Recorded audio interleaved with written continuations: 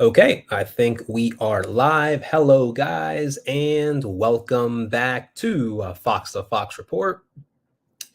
It's about 6:29, almost 6:30 my time AM here.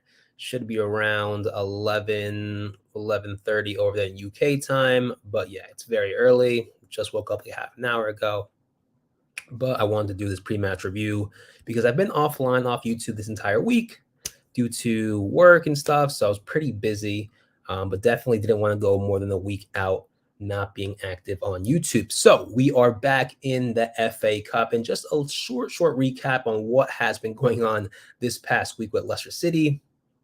We lost to Fulham, and it's just one of those matches, like consecutive matches where we could have won. We could have beaten Fulham, we could have beaten Liverpool, but we missed chances, easy chances. We have players who just aren't that confident anymore. They're playing horribly. They're wasting opportunities. And it's no longer to the point where we can say we're unlucky, because we're not. We have so many opportunities, and that outweighs the luckiness. And we're just in a complete, deep hole. Now, the lineup for today against Gillingham should be out. Let me just double check so I can show you guys. Do we have a lineup yet? Any moment now, just refreshing the page. Let me show you guys here. There we go. Here is the lineup. So we have Everson, as expected, Albrighton, Vestergaard, wow, Suyunchu is starting. Brunt, that's good. McAteer, Mendy, Tielemans, Perez, Kalichi, and Vardy. So, going off this lineup, I want to say we're playing with either three in the back, and Albrighton pushes just a little bit more higher, but I think we're going at four in the back. McAteer and Mendy playing defensive midfield, and Tielemans, Perez, and Kalichi, I want to say, in the midfield. So I think based off this lineup, it is a 4-2-3-1. I want to say. But going to the comments, Jared Fox, Fox, we should win tonight. No more bad luck. Fingers crossed. Hopefully. I think this match, it's just a match to see who or what we're working with. We have injuries, just giving just some sort of relief, from the previous horrible match we've been playing, at least get a win here to pick up some momentum and look forward onto the next match against Newcastle. But if we lose today, then that's going to be one big question on whether Brendan Rodgers is going to last all the way up into the next match in the Premier League against Forest. But we'll see. But yeah, this is the lineup. What do you guys think about the lineup? On the subs, on the bench, we have a bunch of academy players. So we have Smithies, Braybrook, Castagna, Ndidi, Barnes, Daka, Fass, Amarty, and Thomas. Now, some say they wanted to see Barnes play this match to pick up some sort of motivation take on players, because he has not been doing whatsoever since Christmas. Horrible. Just not being confident, not taking on players, losing the ball. Horrible. Greetings from Australia. Greetings. Yeah. Wow. I can't believe my stream reached all the way to Australia. Whoa. But yes, that is the lineup. Let me know what you guys think about the lineup, subs, and predictions. Leave it all in the comment section below. And of course, if you guys enjoy watching Leicester, hearing about, news, talking about Leicester, anything about Leicester City, don't forget to drop a like and subscribe. But yes, that is the lineup for today against Gillingham. But let's go over to some sort of facts about Gillingham right now being in League Two, in last place. So even a bigger reason to how we should not be losing to Gillingham today. And in their previous matches, they have lost all of them. So almost just like us coming back from Christmas. So let's see. Their last match before this one against us was on Monday. They lost 1-0 against Stevenage. Then they played Sutton United. They lost 2-1. Colchester, they lost. Wolves, they lost in the Carabao Cup 2-0. Surprisingly, not that bad given how they are in last place in League Two, going against a Premier League side like Wolves, playing over at the Molyneux Stadium. Not that bad for Gillingham to just lose 2-0. Hopefully we can do more. Stockport was postponed.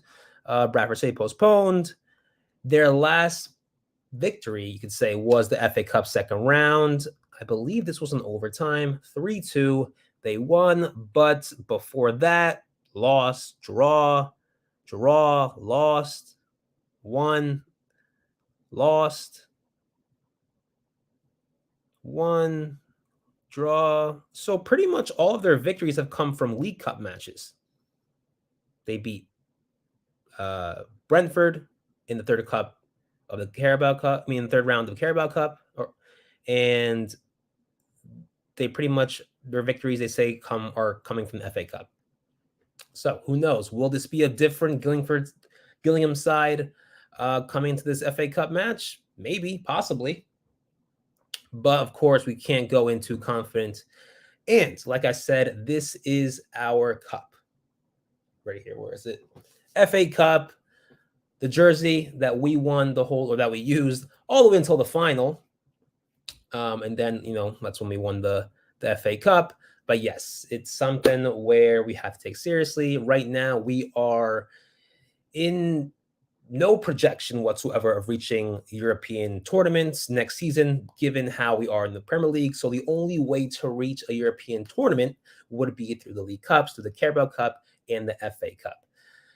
Particularly, we want FA Cup because that'll take us to Europa League, but the Carabao Cup taking us to Conference League at this point, you know what, won't be that bad. Jared, his prediction says 3-0 Leicester City win. I don't mind the lineup. Just hope we're switched on the right from kickoff. That's all that we want. Somehow we have to click from the start, because if we delay, then we get scored on. It's just a big, big mess. That's the thing that we've been lacking: focus from the start, and just, finding just focus and concentration and just getting off the mark, But yeah, good prediction. I want to say my prediction coming into this match, just to give me some sort of enlightenment and relief moving forward, I'd say we have to go in with a 4-0 victory, just to convince myself that we're getting better and that we're going to somehow just be a whole new different team moving forward. So my prediction, what I want to see is a 4-0 victory.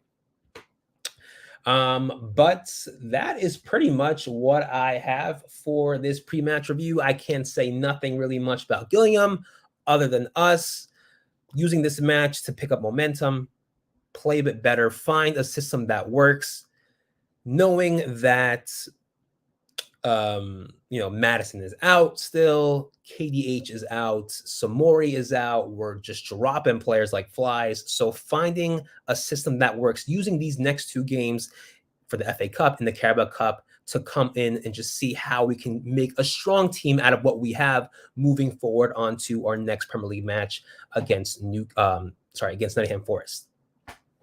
But good thing is that Daka, has returned. Daka is back. Is he back? Yep, he's back. Just want to double check. Daka is back. So that definitely gives some sort of relief to our strikers. We could definitely use the next two games to see if we can make a formation with two strikers up top, because based on what I heard from Beyond the 90 LCFC, another YouTube channel talking about Leicester City, if you haven't, seen him or watched any videos, be sure to take a look and subscribe to him. Also, great content regarding Leicester City FC. But he was talking with Rob Tanner and saying why Kalichi has not been playing in these matches for Leicester City. That's because Brendan Rodgers wants to have, a striker up top with pace and only play that lone striker role. So that necessarily does not fit in the style of how Kalichi plays. Kalichi is a player who needs to play with another striker alongside him. So, given the fact that Daka was injured before, we couldn't necessarily test that out because we only had two strikers. So we're not going to put two strikers up top from the start and have no other strikers to sub in in the second half. But now with Daka returning, we can perhaps go with that formation, maybe not use it now or use it for the match against Newcastle and see perhaps maybe that can work, because we were at a time where Vardy and Daka were both up top and playing a great system, and it was a great attack. And I don't know where that died out later on, but I think based on how we've been playing previously with just one up top, Daka playing his lone striker role okay, Vardy a little bit better, but maybe it's time to reintroduce that two striker role system back up. But we'll have to see. That's just what I think about changing formations. I'll have to see, and somehow we can just get out of this potential relegation battle. Right now, we're lucky with other results have been falling in our favor. We're still in 13th place, but that's not going to last long if we keep playing like this. No. Other surprises from this lineup: Soyuncu has been playing. I think his last match he played in the Premier League was against Man City, but before then it was in the Carabao Cup. So pretty much only 2 appearances in all competitions so far for us. This being his third. And yeah, we probably won't see him. I want to see how he does. I don't expect him to be playing that well today. I mean, it is a League 2 side, but he has been playing, so he may be off form.